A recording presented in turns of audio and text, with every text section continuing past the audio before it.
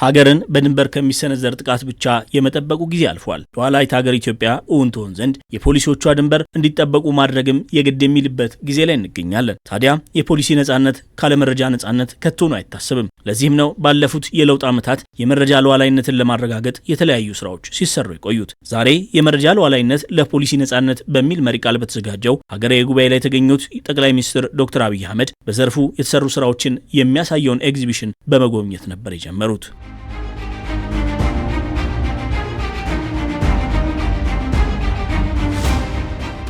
ጠቅላይ ሚኒስትር ዶክተር አብይ በጉባኤው ላይ ባስተላለፉት መልእክትም የጠንካራ ሀገረ መንግስት መሰረቱ ከምግብ እስከ ፖሊሲ ሉዓላዊነት ራስን ማስከበር ነው ብለዋል።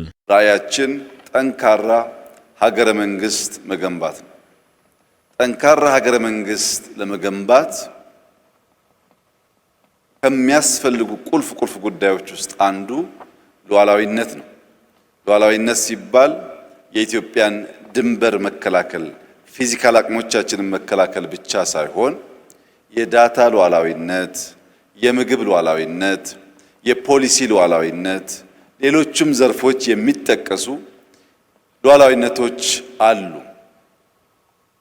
ለምሳሌ የፖሊሲ ሉዓላዊነትን ለማረጋገጥ ዳታ ሸምቶ ወይም ዳታ ተውሶ የፖሊሲ ሉዓላዊነትን ማረጋገጥ አይቻልም።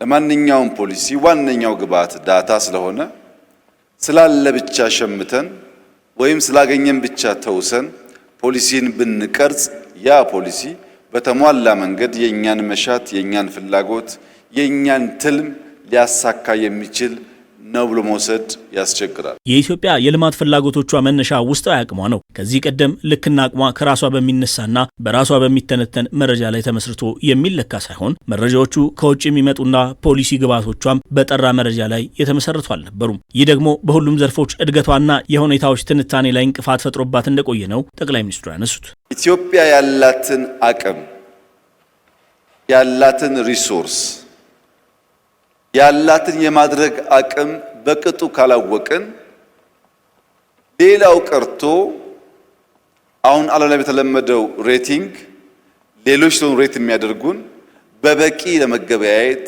በበቂ የውጭ ኢንቨስትመንት ለመሳብ፣ በበቂ ለመበደር ሁሉ አዳጋች ይሆናል። እኛ የምንሰጠውን የምናቅ፣ የምንቀበለውን የምናቅ፣ ስንቀበል ወደን ፈቅደን ለሚያስፈልገን ጉዳይ መሆኑን ለይተን ከሆነ ያኔ ከየትም ሶርስ መረጃ ብንወስድ ለምን እንደምንጠቀምበት እናውቃለን።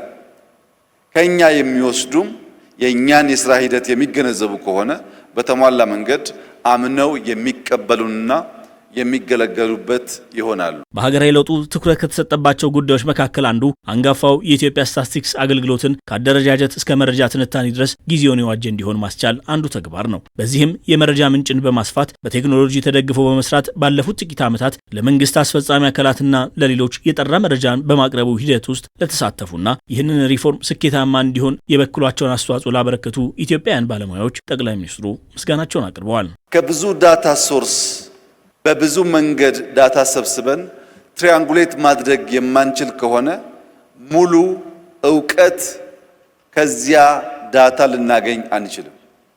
የዳታ ሶርስ ማብዛት እና ትሪያንጉሌት ማድረግ የጠራ መረጃ ለማግኘት ያግዛል። ዛሬ የስታቲስቲክስ አገልግሎት በሳተላይት በድሮን ፊዚካሊ የላካቸውን ሰዎች እና የጂኦስፓሻል መረጃ ተጠቅሞ የኛን ግብርና፣ የኛን ጤና፣ የኛን አጠቃላይ የማድረግ አቅም የለካበት መንገድ ለመላው ኢትዮጵያውያን እንደ ታላቅ ድል ሊወሰድ ይገባዋል። ይህ በጥቂት ሀገራት ብቻ የሚታይ የመረጃ አሰባሰብ ትንተናና አቀራረብ ስነ ዘዴ ለኢትዮጵያ ብልጽግና ቁልፉን ድርሻ ይወጣል ያሉት ጠቅላይ ሚኒስትር ዶክተር አብይ በዚህ ስራ ውስጥ ትልቁን ድርሻ እየተወጣ የሚገኘው የአርቲፊሻል ኢንተለጀንስ ዘርፍ ነው ብለዋል። በጥቂት ሀገራት ብቻ የምናየውን የመረጃ አሰባሰብ፣ የመረጃ ትንተናና የመረጃ አቀራረብ ዘዬ በሀገራችን በእኛው ልጆች ማየት መቻላችን ታላቅ ደስታ ስለሆነ በዚህ ስራ የተሳተፋችሁ ሁሉ እንኳን ደስ ያላችሁ ለማለት እወዳለሁ። ስታቲስቲክስ አገልግሎት የሚሰራቸው ስራዎች 60፣ 70፣ 80% ኤአይን መጠቀም አስገዳጅ መሆኑ ብቻ ሳይሆን ስታቲስቲክስን ከኤአይ ውጭ ማሰብ ወደማንችልበት ደረጃ ደርሰናል። ግብርናን ከኤአይ ውጭ፣ ጤናን ከኤአይ ውጭ ማሰብ አንችልም። ኮንቨርጅ አድርገዋል።